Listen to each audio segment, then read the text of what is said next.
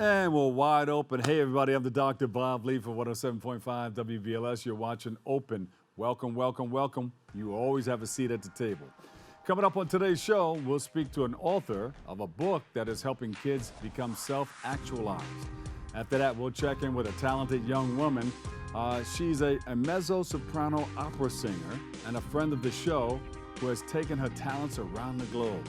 We'll learn more about her upcoming performances for 2024 and so much more. Then we'll sit down with an author and a film director whose film highlights the underbelly of Miami by sharing the untold stories of city residents impacted by gun violence.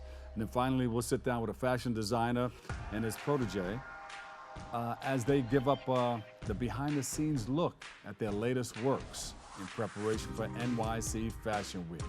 So all you have to do is sit back, kick off your shoes, and relax your feet. We've got it going on for you. We're wide open. Welcome.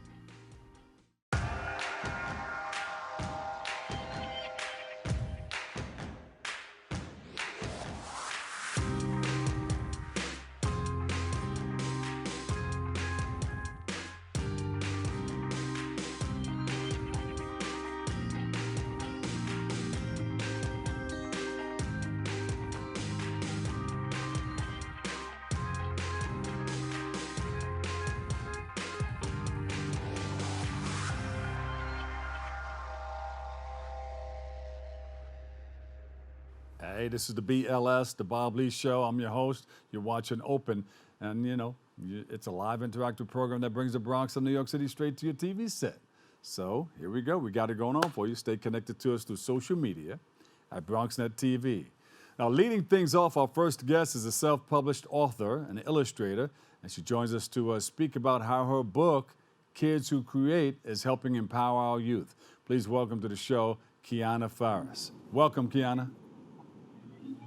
Good morning and happy Monday. Thank you for having me. Happy Monday. It looks like you're surrounded by a brick wall. It's a brick wall. Where are you calling from right about now?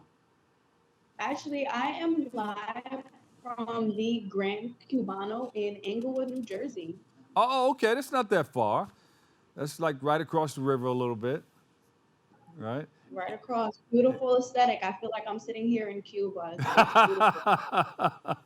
It's all good. It's all right. You know, we're connected. We're connected. We're right across the river from you, right across the George Washington Bridge from you. Mm-hmm. All right. So what do we have? You've been an entrepreneur. Talk about how you got involved in it and what's it all about and what you're doing. Well, entrepreneurship has been something that has resonated with me since I was young, whether it was selling ripped jeans, selling rides to school, babysitting, and I've taken the gifts that I've had over the years and learned how to evolve them into something different. So with the creativity, I'm a very creative person. And I didn't always believe in my creative talents. I knew I was creative. I just didn't have the encouragement to believe that it would be useful outside of the classroom. I could paint my way to an A in art class, but I didn't think that I would be in this position now as a published artist, helping children also believe in their ability to create. Yeah, you just didn't see it yet until you got out and said, well, you know, wait a minute. I can do something like this or like that. What inspired you to write and publish your first book? I was going through a very stressful situation in my life, and I wanted a way to positively cope with that. And so the way I knew how to do that was to touch back into the creative things that I liked to do when I was a little girl, which were reading, writing, and drawing. And as I was doing those things, they evolved. My writing evolved, my drawing evolved, and the things that I were reading evolved as well. Yeah. And I was able to turn these things and utilize the journals, the themes from my journals, the motifs, and create this book that encompasses all of that. Because in that time, I also had to self-actualize and come up with the creative solution to the problem, and I did. Yeah. Was it tough? Did you run into any problems putting it all together? It was challenging. The toughest thing of it all, though, were the limitations that I set on myself. Because I mentioned a classroom earlier. Yeah. So if you think of sitting in there with the four walls around you, sometimes we have those walls in our head and they're not physical, they're just mental walls. And so learning that I had the power to remove those walls from my imagination and the limits that I had for myself, that was probably the hardest part. But once I was able to do that, and you see it in the real world where our abilities are limitless and moving in that direction without fear, that was probably the hardest part about it. Well, Qiana, if you can move walls, you can move mountains, and you know Hmm. how it works. How has Yes. kids who create grown over the last 3 years, and how is it empowering our youngsters? It has evolved tremendously because originally the idea was that it was going to be an affirmation book where children would write, they would read, and it would be positive affirmations. And the evolution came with the help of my young cousins, who were the perfect target audience that I was looking for as I was creating the book. Uh-huh. And in our interactions, realizing that there was a miscommunication in the direction of the book, that Yeah. they didn't understand the process. We're sitting there confused. So then I understood, okay, the book needs more direction. And the direction that I want the children to go into, the vision was that they would, like you said, be more self actualized, that they would be able to be inspired by the creative gifts that they have and Mm-hmm. be able to essentially be the author of their own life, which is the reason for the fill in the blank style of the book, because I like that each of the copies of the book ends up being as unique as the author who wrote it, who created it. Yeah. And I see this came through the pandemic, right? I see you're holding the books with a glove. How has the pandemic impact your writing timeline? I was actually very fortunate and very grateful for the pandemic because when things shut down, it's like I got a moment to sit down and think. And I learned how to utilize my time and my energy better. So every day I would write something. My goal would be, okay, I'm going to add a couple pages. I'm going to add a couple paragraphs. I'm going to add the next chapter. And each of those little steps and those little actions, by the time I was done, I had the book in order and learning new skills and what we can do. I learned how to create the illustration for it. So I wrote it, I illustrated, and I also self published it. And if it wasn't for the pandemic and having that moment where, where God has us sit down, I don't know what I would be doing. So I was very Yeah. grateful for the pandemic, especially a time where a lot of us were encouraged. Discouraged, Yeah. excuse me. So it was very nice to provide a book to families where children could feel like they're interacting with other people. They felt like they were interacting with me because I had open ended questions in the book. I shared stories about my family, my friends, even my flaws, to encourage them that yes, we do have strengths, we have skills Yeah. that are unique to us, but we also have areas of improvement, and that's okay. That's Absolutely. absolutely Yeah.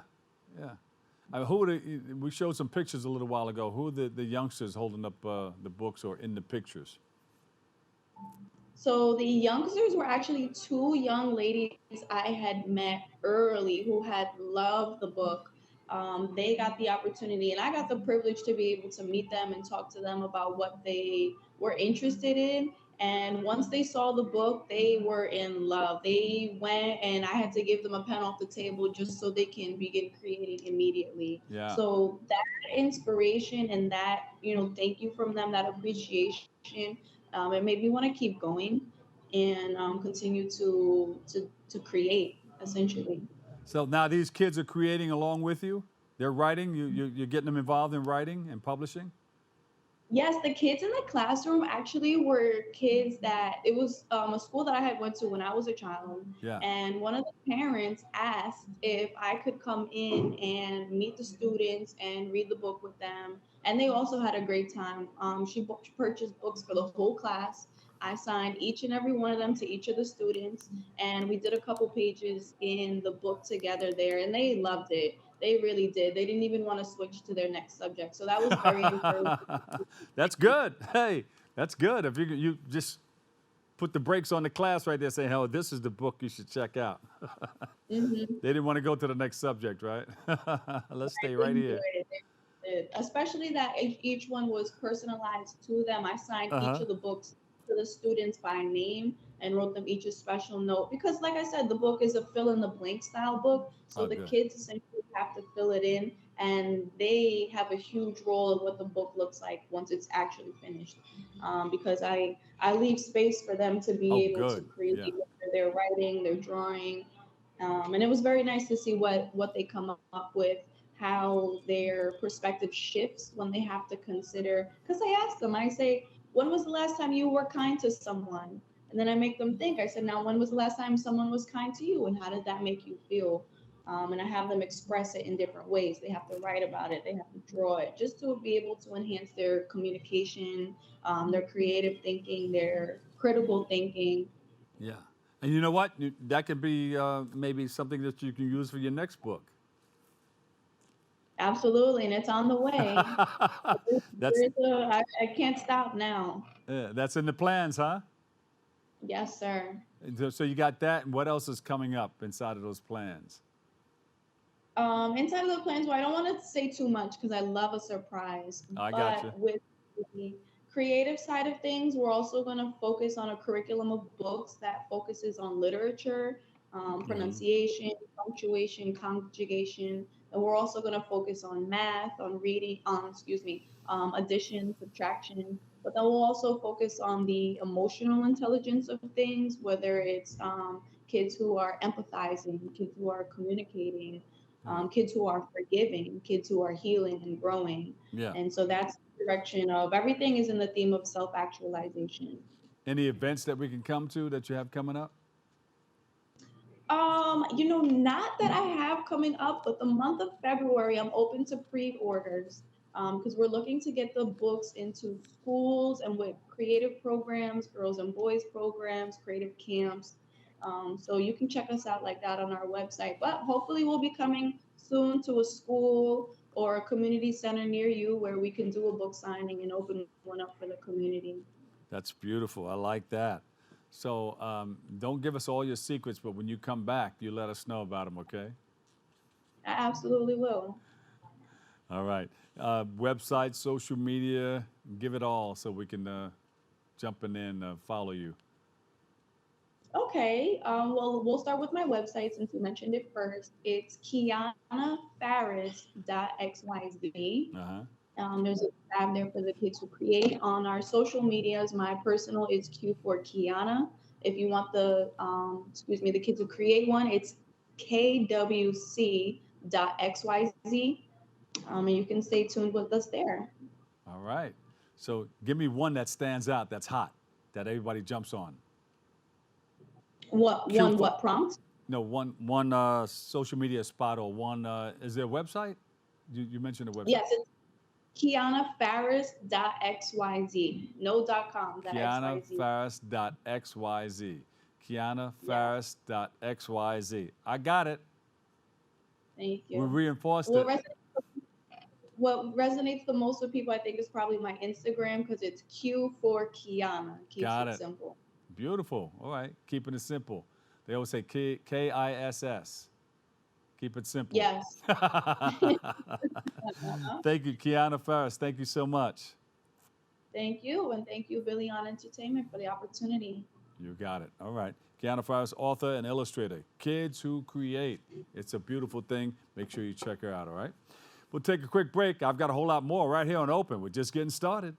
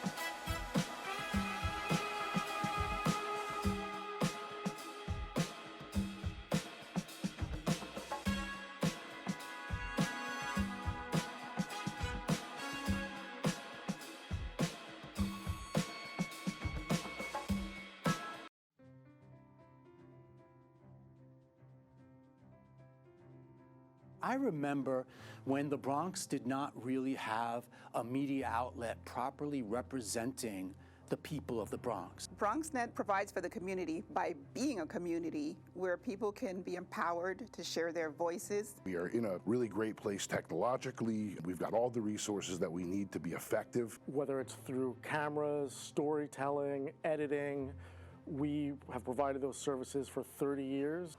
BronxNet's mission is to be a voice for the community. To educate, to inform, and to inspire. And you can be a part of it. We've built studios for you.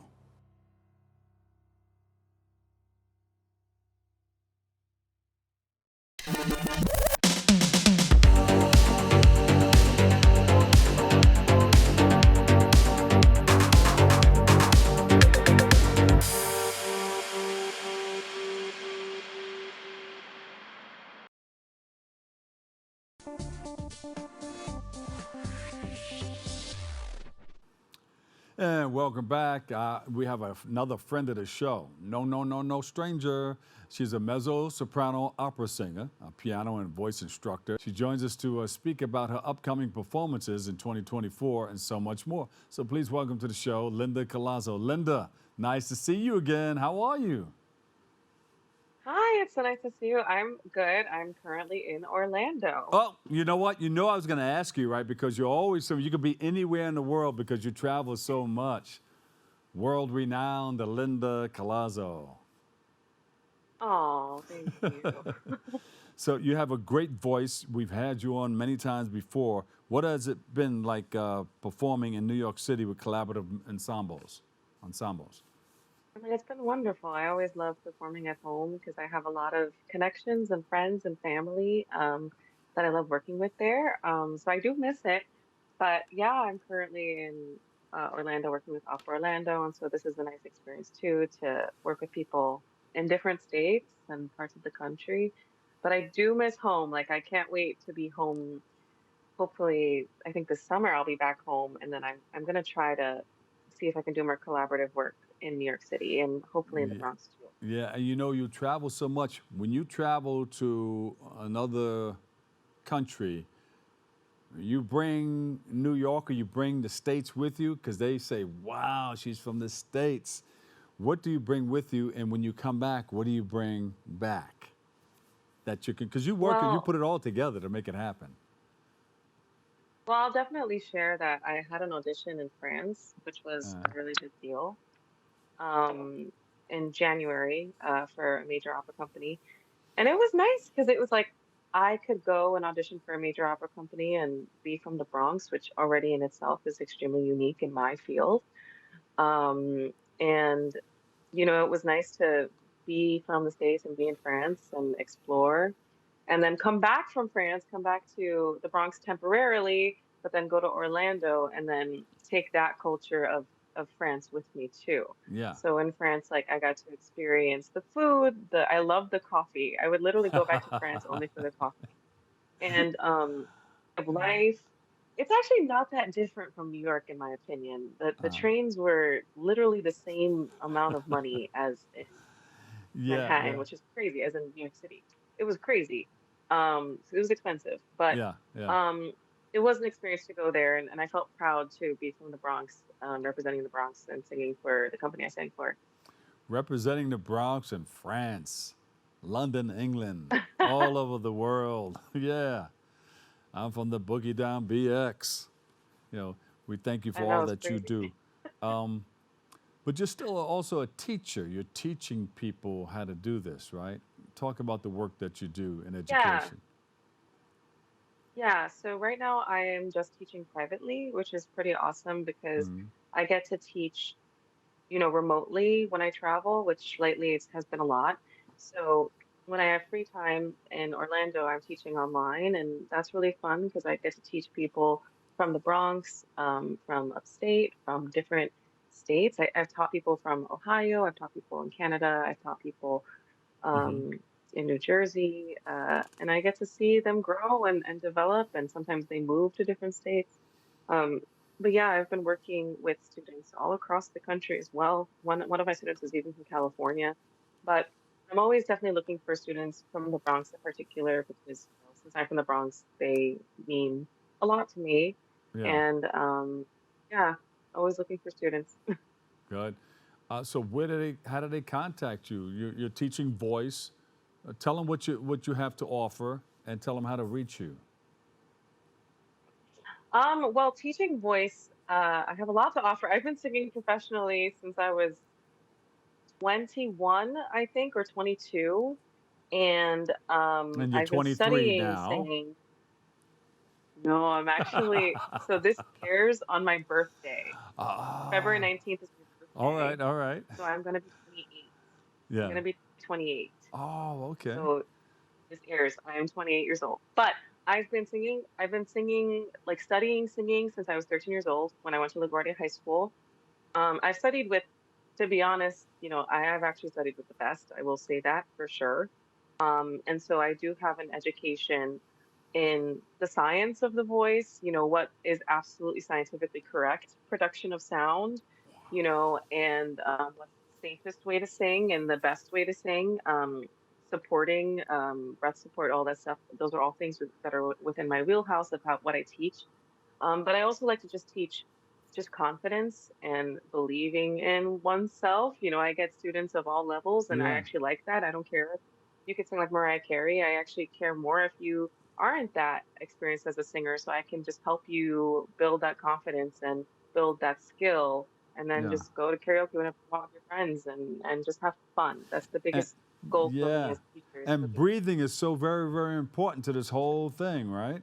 Whether you're speaking or Oh singing. yeah, I mean, yeah, it's not even just with singing. It can help with speaking, doing speeches at work, doing like presentations at school. It helps with a ton of things, even acting. If I have an Yeah. actor student that's doing a play, like I teach them how to project, all those things. But I also teach piano. So I like to teach piano to at least kids 7 years and up Yeah. and even adults and of all ages, honestly. And it's fun, for me, the biggest thing is teaching them healthy technique, but also like confidence and just to have fun. Yeah. That's wonderful. Kids from 7 to 80, 85, 90. Yeah, Kids I've of worked with are people kids really of of all all ages, ages. That's how you do that. people of all ages, sorry. Yeah. Yeah, yeah. So, you have something special coming up? But I am with Opera Orlando until May, which is Uh-huh. really exciting. They have this venue here called the Dr. Phillips Center. We perform at the Steinmetz Hall, which is, to me, it's actually better than Carnegie Hall. It's really incredible. Yeah, yeah. And the acoustics are amazing. And I even call it like a mini Metropolitan Opera because it kind of looks Wow. like it. And even with the way that the sets change and the set in itself is really amazing and incredible. So Yeah. they're really doing stuff at a very high level, which is exciting, and it's such a boost for me and my experience. But I'm going to get to perform at Steinmetz Hall for Lucia di Lammermoor, which is an amazing opera by Donizetti in Italian. And then I'm going to perform another opera. Oh, no, that is it. So I'm just the one more performance at Steinmetz Hall, which is Lucia di Lammermoor. We already just did an opera about Frida Kahlo at Steinmetz Hall too, which was incredible, but that already passed. Uh-huh. And the rest of the productions are going to take place at museums, at smaller theaters, but they're still going to be really exciting. I'm particularly excited about the Juniper Tree Yeah. because I'm going to be playing the role, and it's a really interesting opera. So yeah, I'm really excited about all of it. May 10th through the 11th, May 10th and 11th, right? Yes. Yeah. All right. So maybe we can all get together, get some seats and sit in there and watch you. Ah, there's my girl up there. Yeah. All the way to Orlando. Oh Lord. Hey. No, I think when you guys when I come back to the Bronx, I hope that I can do something and then we can have you guys come see it or something. Yeah, I mean, we love the Bronx, but we like to travel. Wow. All the way to Orlando? I mean, that would be amazing. We can bring The Bronx company to would love that. Yeah, we can bring Bronx down south. South Bronx, South Bronx. That would be amazing. That's good. Any challenges? Because a lot of people think that, a lot of times it's so easy because you make it look easy. And I always ask this question: talk about some of the challenges, because there are, getting involved and getting yourself ready, preparing for a show? Yeah. Prepping for me as I've grown and advanced in this career has been the most important thing. There needs to be a certain amount of focus in learning repertoire. Like you have to really sit down. It's like studying a book, Yeah. like and preparing for an exam. You have to make sure everything's correct, especially because you don't know who your conductor is going to be. You don't know who your director is going to be. And there are people that believe in como escrito, which means as written. And those are people that expect you to literally regurgitate what is on the page. Yeah. Like it needs to be exactly what is on the page. You have to have that memorized and produce sound in a way that is written by the composer. So Yeah. that is truly a challenge. Like I do have to sit down and like study my material. It's not really about singing all the time. It's about like memorizing and making sure I'm being accurate and true to the music. Um, being an honest musician, I think that's the biggest thing. Another really difficult thing, and lately I've been comparing this career to being an actor in Hollywood, is that you get rejected a Yeah. lot, and oftentimes you don't know why, and you will never know why. Yeah, You and know, if you some don't know people why, you love can't correct it. But just being in it will give you that experience, because I think failure is good because it's a part of, you can't put a TP up. An Indian can't put a TP up, or anybody can't put a TP up if it's just holding up on one side. You need that other side to hold it up, or those other sides. So I think Yeah, failure comes yeah, along with everything that you're doing. Yeah. yeah. It definitely does, but you know, I think just to be working in general is an accomplishment in itself. So I've learned to appreciate what I have. And then if I try something and it doesn't work 1 year, like that's actually okay because you can always keep trying. And, you know, the fact that I've just been working up until this point is already such a huge accomplishment. So I Yeah. know it's like having faith. I've learned to just have faith that it will work out instead of just being Yeah. so upset about rejections and if people like me and stuff like that. Yeah, Because, you you know, know, you've it's been not moving well, so it doesn't, you know, it doesn't matter. You'll get the no, no, no, but you'll get the yes. That will give you the feeling that you're Yeah, looking I for, think and they're so. all I the think, reasons why you're in it. Your passion, your passion-driven life, and that whole nine. You know, you'll get that yes, and that's what yeah, we're that's looking for. something that's starting So, to so for recognize as I get older. yeah, so those who are watching us right now, you're gonna fail. Don't give up, because you're gonna fail along the way. Just stay in it. We fall down, but we get up. So stay strong and go at what you need to go at. God gave you 2 feet. Put one foot in front of the other and step to Yeah. what you need. What are some of the things that you would tell somebody looking to get involved in this business of ours? All right. I would say the biggest and most important thing is to just really love what you do because with failure comes like a lot of discouragement and things like Well, that, and that can knock you over. But what really holds you to what you do is genuine love for music or whatever art form you are doing. That is truly the most important thing. And I think that people that are artists or choose this path, it really is out of a need to create. Like it is part mm, of who we are. It's not necessarily to make income. yeah, It's that it is ingrained in your entire being. And so I would say it's just truly about self-discovery and loving it and keeping on going just for yourself, not necessarily for the product or the end game. yeah, Um, that's beautiful. what I would say. But if you become a professional, you know, work hard. Work hard, try your best not to give up. Take feedback, but also filter that feedback. You know, what is true, what is not true. Make sure you have a very solid team of people who really believe you and are honest with you. Mm, Um, and be a good person. I think that's another big thing is being a good be person, a good make person. those connections, hold on to those connections that are really positive, you know? Yeah. Well, thank you so much. We're going to leave it right there. We appreciate you and love you, and thank you for all that you do, okay? We'll post all that other Thank you, stuff up Bob. where we can Always follow you. a pleasure. You got it. All right. Well, my website is www.lindacloset.com. My Instagram is Linda Ritza. Uh-huh. And that's about it. That's where you can find everything about me. You can also follow me on Facebook, Linda Collazo, Mezzo-Soprano. But my main stuff is my website and my Instagram. So Linda, I thank you so much for having me. And I look forward to seeing you soon in person. Hopefully, I'll sing in New York you in the got it. coming year. Looking forward to it. Thank you so much. Linda Collazo, mezzo-soprano, opera singer, voice and piano teacher. Thank you so much. We appreciate you. All right, we'll take a quick break. I've got a whole lot more coming up next on Open.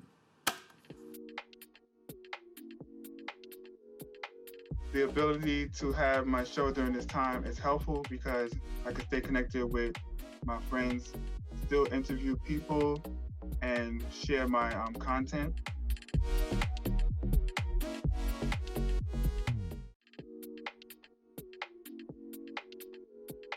Hey everyone, it's your girl Kat from the Kitty Rose Lifestyle, also from The Next Chapter, where we discuss shades of gray every week right here at BronxNet, Saturdays at 11 p.m. Wow, 30 years. 30 years of BronxNet public access television.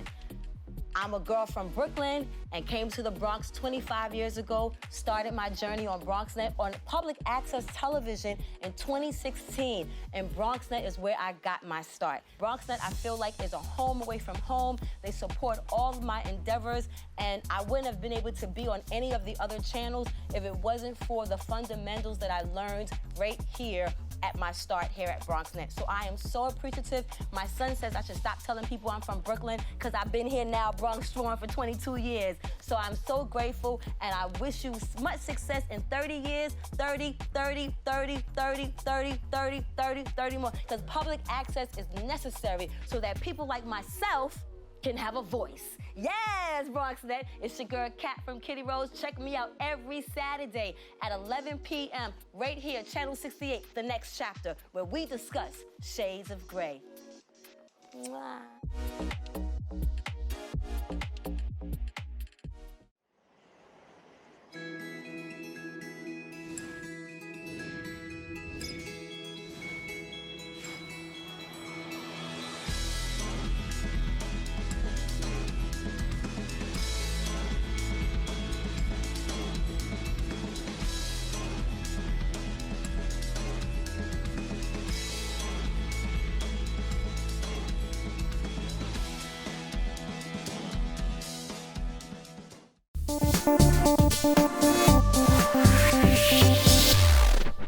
And welcome back. Welcome back. It's always a pleasure to see you and have you near. Thank you. Hey, our next guest is a filmmaker, director, and author. He joins us to speak about his film, Take a Ride, Miami, and how it highlights the untold stories and challenges faced by city residents and so much more. So please welcome to the show, Anthon Samuel. Anthon, welcome. Hey guys, how you doing? All right. Thanks for having me. So you're out there in Miami now? Yeah, I'm up in Miami. It's not as cold as up there, but we got some cold weather. Well, welcome to the Boogie Down BX. Let me see, go like this. Go like this. You're in it, the BX, and we're in Miami. All right, let's share this space and time together. What can you tell us about yourself, and where are you from, first of all, and how did you get started in this? So I'm born and raised in Miami. A little bit about myself as it pertains to the film.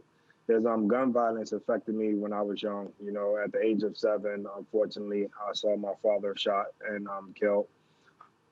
And then also throughout my adolescence, ran into a lot of gun violence with different friends. And then the most recent situation that happened is about 1.5 years ago, my younger brother was killed due to gun violence. So gun violence has really plagued me, and despite letting it take over me and keep me down, I just use it as something I can do, my testimony, to really share with others who's it impacting, and just think of different preventative measures that we can do to stop gun violence. And of course, this helps you out too, because and helps out other people who are sharing in that same trauma. I would call it trauma. It was traumatizing back then. You're 7 years old and you're watching all of this take place. So to put the pen to the paper and just get it out of your head and put it out there and share it with other people, you're helping yourself and helping others. Is that the case? Yeah, definitely pen and paper. Other things I would say is, just thinking of how to reach today's generation. Everything is technology. You go on social media, you see the videos, you see the reels. So I just really wanted to think of ways I can reach out to this generation. And that's why I came up with the idea to do a film, rather just writing a book or writing a poem. Just really thinking about what can capture today's generation to have them look at it and understand the awareness. So you have it out there. Take a Ride Miami. What is it, and how did you come up with that title? So Take a Ride Miami is a documentary that focuses on gun violence, specifically in Miami. I came up with the title, just wanted you to take a ride. I wonder what people would see if they took a ride with me through my life and through Miami. Miami is a beautiful city. I think when most people see it on their TVs, they see South Beaches. And actually, when I went to college, I would tell people I'm from Miami, and they would say, "Oh man, you have beaches and palm trees." And I was like, that's so far from my reality. The beaches, I don't wake up and go see the beach. What I wake up to is so different. So I really just wanted people to take a ride with me and just see the different things that happen in Miami, and really just bring awareness around a serious situation and to people who's probably not as highlighted as much. Yeah, you know what? Can we throw to a piece of that just to show a little bit about what you've been working on? You can bring it in right now. Take a ride. You see my city, you probably think it's palm trees, beaches, and luxury lifestyles. What you don't know is there's a lot of gun violence and bloodshed that run these streets. In the crossfire, a young woman is shot and killed while at a house party. The 6-year-old boy was killed Saturday while playing outside in Northwest Miami-Dade. Mother crossing the yellow police tape to get to the man lying lifeless on the ground. It's like you almost putting on the face of this horrible community, you know what I'm saying? It's just like a cover-up. My city in a crisis right now. It's been murders. Clear and stand by for this. All through the night. A lot of angry police and local leaders here today fed up with the recent deadly gun violence across Miami-Dade. Right now while we filming this on site, you feel what I'm saying? This is the Economy food store. When police arrived, the victim of several gunshot wounds was found, shot dead. Rest in peace, King Carter, Blaze Carter, my dog. No remorse for the shooter, hope we get him a morgue. Edmund Bailey is in critical but stable condition after being shot in the head in his car in Miami Gardens, Florida. Take a ride through my city. There's blood on these walls. Look around you. We living rough. We gonna show you everything. Nothing to hide. This ain't no make-believe, it's real life. So are you sure you want to take a ride through my city? The real Miami.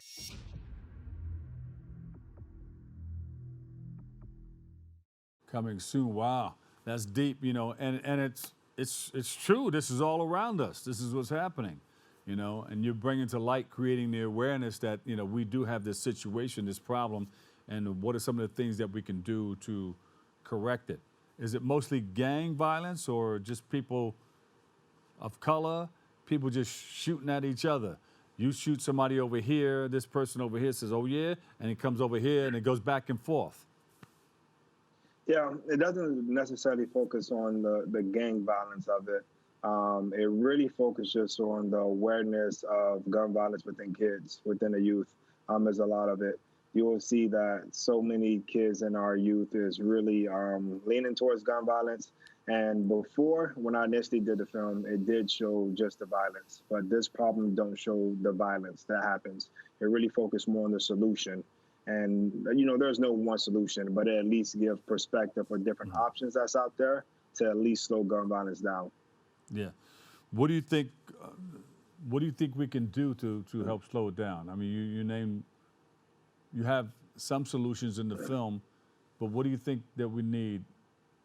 You're right, there's no one solution, but there's some of the things that we can put together to help curb the violence. Yeah, I actually thought about it, and I simplified it to two things. I think the first thing is how do our community activists and people in the community, our politicians, generate more tools and resources for the community, especially the youth, whether it be mental illness, whether it be traumatic experiences, because a lot of our youth experience things, and who do they have to talk to? So how do we create that from a community level? So I think that's one.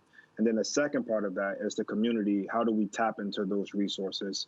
How do we get more involved and bring our kids and really care about it? Because there are some community events that's happening, but the community is not tapping into it as much. So I think it's really a partnership between the community and its residents to tap into those resources to really help our youth. Are you reaching out to any of the elected officials in the area to put some more money into the area for jobs? Because with the youth, they grow up and they see, I was guilty of it too. I'm growing up, I'm watching somebody across the street with all this money in their hand, big knots of money, putting it in their pocket. I said, I want to make that kind of money too. Yeah. So if you capture them at that area, at that age and say, hey, this is the way to go, that's not the way to go because it looks good, but look, the cops are going to come and arrest this guy or something's going to happen, somebody's going to get shot.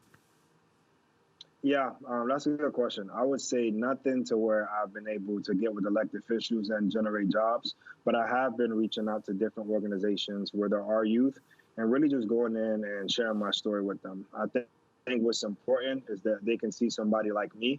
Right now I have on a sweater, but under the sweater I have a lot of tattoos. I wear gold chains, and I do all those different things. But despite all that, I'm a very successful executive in the company. So it's just really showing them that, you can look like this and still be something. And there's a different way to get it.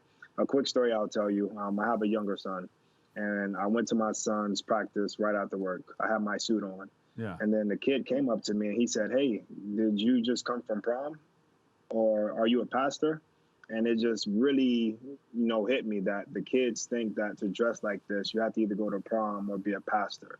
So just really showing the community that there's more people like us that can do what we can do, go into any room, talk, walk, and be able to survive and thrive.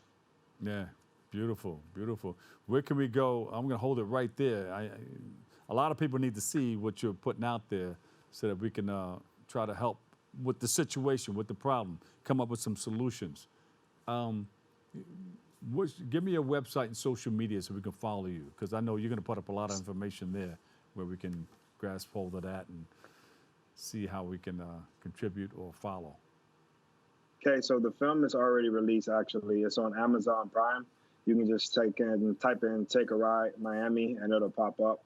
And then my social media, my personal handle is Audi, AUDI_Samuel. And then for the Take a Ride film, it's Take a Ride Film, all one word, no spaces or hyphens. And that's all the information in case you want to see it. Hey, man, we appreciate you and thank you. Thank you so much for doing all you do. You're making a difference in our community, and that's what's important. Thank you. I appreciate the time. God bless you, man. All right, we'll take another break right here. I've got more open coming in your way. It's all for you coming up next.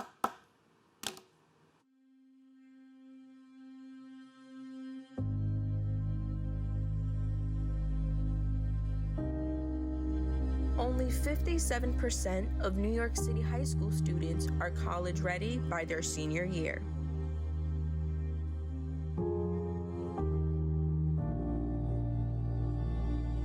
.55% of high school graduates either have no plans to attend college or are uncertain that they will ever attend.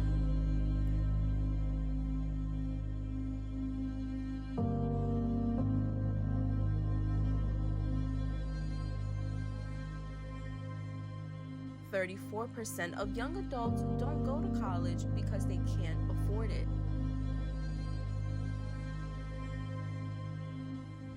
Discover what's possible. BronxNet's education programs, internships, and opportunities help engage and inspire Bronx youth and beyond to pursue their passions. Be a part of the BronxNet family. Whether you're interested in our shows, joining a class, or donating to support our mission, visit BronxNet.org to learn more.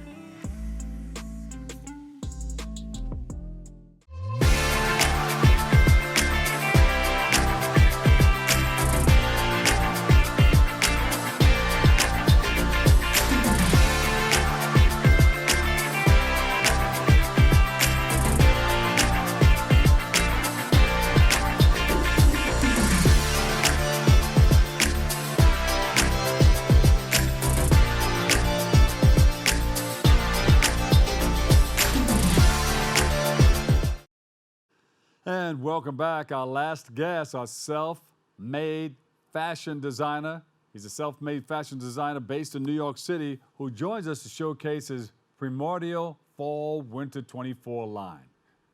2024 line, he said it's all that and a bag of chips and then some. He has his protege with him, an aspiring teen fashion designer who will be debuting her Metamorphosis collection. So please welcome to the show Patrick, Cupid, and Lydia Marks. Welcome, guys. I'm good. How are you? How your fashion career got started. Did it start here in New York City?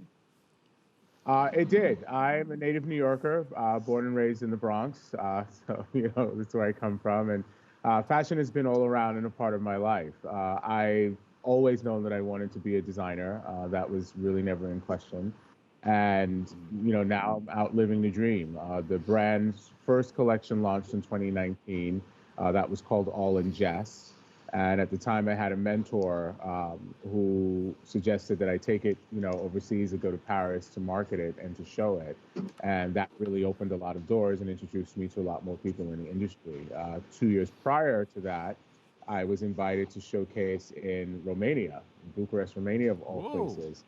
Yeah, that was an incredible experience. So I was an invited guest for their fashion week. And while I was out there, I was traveling with a friend, and he says, you know what, you really just need to do this. You kind of just have to jump off the cliff and see where this goes. Take a leap of faith, right? That leap of faith. That leap of faith. And I did, and, like 7 years later, here I am. And so how did you meet up with Lydia? So I'm doing a mentorship program through Maison Black and the Boys and Girls Club of Southeast Michigan, Detroit. And the founder of Maison Black, Tori and Michelle, tapped me as one of the designers to come in and be part of this program. When we first talked about it, I knew that we'd be working with young people that were interested in a career design, as their chosen career path. And I said, okay, let's go for it. I'm all about giving back. I'm all about sharing knowledge and wealth and, for everything that's been given to me, paying it forward. When we got to Detroit, I was introduced to Lydia, my mentee. Perfect pairing. Lydia is so bright and so open, and she designs really from a personal space within, so what she designs really has a touching story to it. And Lydia, what piqued your interest? How did you get involved in this? I got involved because at first Boys and Girls Club came to my school and they asked if any young people wanted a job, and they said that they had a fashion program. And since I was little, I've always been interested in arts. I started off singing in choir, and I've always loved musicals. And ever since then, I love to do arts, and I got myself interested in fashion, and I was thinking that I should apply, and I got in. That was for the first cohort, and then I'm in the second cohort right now, which is the Boys and Girls Club in Maison Black. They're taking us young mentees to New York Fashion Week, and I applied, and thankfully I got in. Beautiful. Congratulations. All right. So you're on your way. You're not in junior high school. Are you in junior high school, high school? I'm in high school. All right. I was just guessing. I said I don't want to throw it out there like that, but I'm glad I went underneath. That's a junior high school. So what do you want? You want to take that? You want to do the further education thing? You want to go take it to college? Yes, I do. I've been looking at HBCUs that have fashion programs, and I've also been looking into FIT. Oh, all right. Yeah, that's right there in the city. I knew some people who were in charge over there for a little while. That's great. All right, so you're on your way. You have your own line, Metamorphosis? Yes. How did you come up with that? Go ahead. I was inspired by a cardinal blue butterfly. Blue is my favorite color as a child, and butterflies are my favorite animal. I really wanted to incorporate butterflies because my family and myself, I feel like I am a very shy girl, but as I'm getting older and becoming a young woman, I'm breaking out of my shell and breaking out of my cocoon. So that's the reason I decided to name my collection Metamorphosis, because butterflies, they go through metamorphosis. And even though humans do not go through metamorphosis, we still change in our life. Mm-hmm. Beautiful. How impactful was the Boys and Girls Club in your life? The Boys and Girls Club has been very impactful in my life. I've learned life skills throughout this journey, and I've been able to make wonderful connections and make my dreams a reality. I did not think this would be possible for me, and I'm very happy and blessed that I came across this opportunity. Great. Big shout out to Mr. Cupid, huh? How was it? How was your experience working with Mr. Cupid? My experience working with Mr. Cupid was wonderful. Overall, this whole journey could be stressful since I'm still in school and I do have after-school clubs and I have workshops to attend and meetings. But all in all, it's been worth it, and I'm very happy that Mr. Cupid put his trust in me and has given me wonderful advice. And I'm so proud that he thinks highly of me, and I'm very happy. Cupid, what do you think about that? Ooh, boy. Okay. High praise. She's very well spoken, and she, she has the whole fashion thing, and she has the arts down. She can sing, she can write, she can do anything she wants. It's wide open for you. Thank you. Yes. Yeah. No, these are facts. Working with Lydia has been absolutely fantastic and a wonderful experience. There are so many things about her that remind me of myself, even at a young age. You know, wanting to try your hand at many different areas of art, and tap on to just even some personal interests that expand that. And I think when a person has that much creativity within them, you really do have to bolster that. Like somebody has to really sort of stand beside and say, you know what, okay, let's try this. Let's not be afraid to test that out. Or how can we take all of these things, and put them together so that we can open doors and charter a path for you, to go forward. And, Lydia, she took it. We sat down initially and talked about her concept when we first met in Detroit. And she started to tell me about the butterfly and what she wanted to do, and then questions started to come out. Okay, well, why this butterfly, right? What is the significance? What does that mean? What type of butterfly? And seeing her expand on that idea, seeing her take that from just an initial concept to what is now tangible garments that are wearable, that are functional, aesthetically pleasing to the eye. It's fantastic. And now, we're here in New York. Yeah. Doing New York week. And she knows how to lay it out too and present it. She said, "All right, metamorphosis. All right, here's what it is. Bam! I'm gonna come out of this cocoon and I'm gonna flourish. And I'm working with Mr. Cupid." Mr. Cupid, talk about your primordial collection. Primordial is the next collection for fall/winter 2024. The idea came about really from just looking at the whole concept behind the Maison Blanche show from the faction Self-published. And I'm a designer that tends to look into the past and how does that connect to the present? How did we get where we are now? The ethos behind the brand or the main idea behind the brand is really the autonomous thinker, the person who is very independent, very self-motivated, very aware of self. So each collection sort of expands on that story, continues that dialogue. With Primordial, I started to think about, these people, these early primitive people who left Alkebulan and wanted to go out into the universe and wanted to see what else was there, wanted to learn in order to get a better and deeper understanding of themselves and how they fit in to the universe as a whole. Yeah. And so that is kind of a direct mirror to where we are as a people right now and where we are as a culture, and how, we're cross-communicating with other cultures. Now we're through social media, we're talking to people through WhatsApp. At any given day, I'm on with a factory in China. Where even Lydia's outfit for designs for the show, communicating with factories overseas to get that developed, for her down jacket. And it really does put this perspective together of like where you are in this grand, this grand environment of fashion, this grand environment of politics or the world. And yeah, that's what Primordial speaks to. Well, big shout out to everybody working with you, all your models and everything. Lydia, you want to give a shout out to some of your friends before we wrap up? Sure. I want to shout out my mom. I love you, Mom. Hey, Mom. Mom, some of your friends? Mom's your biggest friend. Yeah, my mom's my biggest inspiration. I'll shout out my friends too. Love you guys. Thank you. How about you, Patrick? First, I want to thank Allen Marketing and Tori Nichelle and Maison Black and the Boys and Girls Club for connecting me with Lydia. Lydia, you've done amazing thus far, and I'm so happy that we've gotten to work together.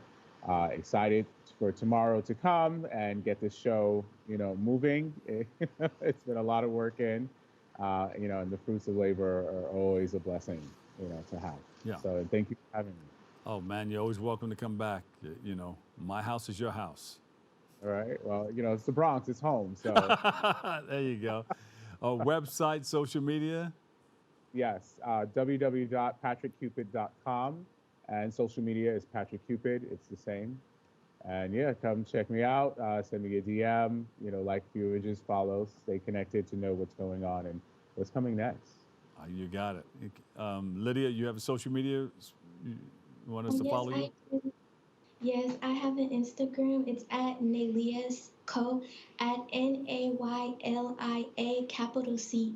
There you go. All right. And thank you. I'll follow you if you follow me. Doc, DOC, Doc Bob Lee, Insty. Okay. All right. Thank you. Love you guys. Good luck to you in everything that you do. And looking forward to seeing you on the big stage with all your fashion, everything that you put out. All right. Great. Thanks, Bob. God bless you guys. All right. All right. New York Fashion Week's AfroFuturism fashion show. Patrick Cupid, fashion designer. Lydia Marks, teen fashion designer, and they're doing wonderful work too in our community. Thank you, thank you, thank you. Unfortunately, that's all the time we have for today's show. I want to thank our guests for joining us, you, our viewers, for tuning in. And keep following us on BronxNet TV for continued coverage. We want to thank you for letting us share in this space and time with you. And make sure you join host Kevin Arlene, Darren Jaime, and Rena Valentin on the new episodes of Open.